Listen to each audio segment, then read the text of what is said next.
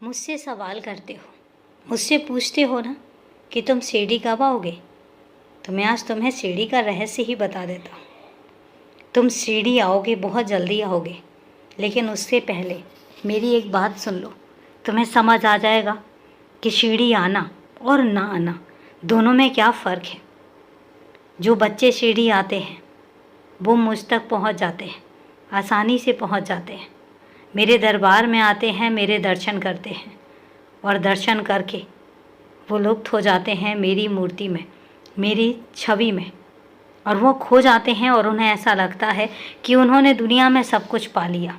ये है भी, और ऐसा सच भी है, क्योंकि सीढ़ी में आकर सीढ़ी का जो माहौल है, सीढ़ी का जो वातावरण है, उसमें खोकर तो देखो। एक बार खोगे तो ज़िंदगी भर के लिए बार बार आने का दिल करेगा।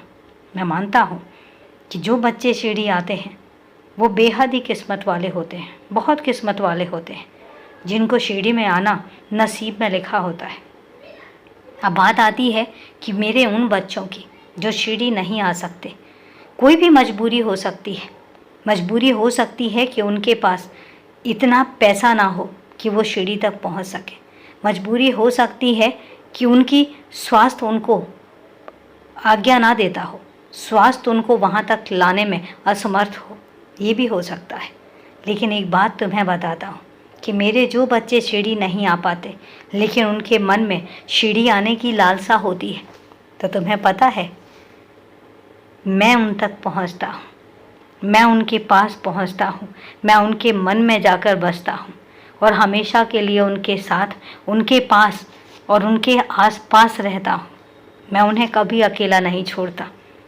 तो इतना समझ लो कि जो बच्चे सीढ़ी पहुँच गए वो किस्मत वाले हैं, बहुत किस्मत वाले हैं।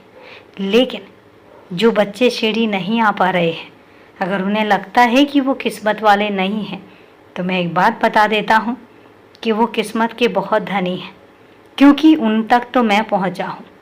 बात तो मिलन की है, बात तो मिलने की है, मिलाप की है, एक दूसरे को देखने की है, एक दूसरे से मिलने की है। चाहे मेरे बच्चे मुझ तक पहुँचे या मैं अपने बच्चों तक पहुँचूँ, तुम मुझ तक पहुँचो या मैं तुम तक पहुँचूँ, बात तो हम दोनों के मिलने की है ना। कहीं भी मिलो, सीढ़ी में मिलो या तुम्हारे घर पर मिलो या कहीं भी मिलो, लेकिन मैं तुमसे मिलता रहूँगा। एक बात याद रखना, मैं तुम्हें अकेला छोड़ ही नहीं सकता, क्योंकि तुम मेरे बच्चे हो और माता पिता कभी अपने बच्चे को अकेला नहीं छोड़ते। इसलिए कभी अपने आप को अकेला महसूस भी मत करना। खुश रहो, हमेशा खुश रहो और हमेशा मुस्कुराते रहो।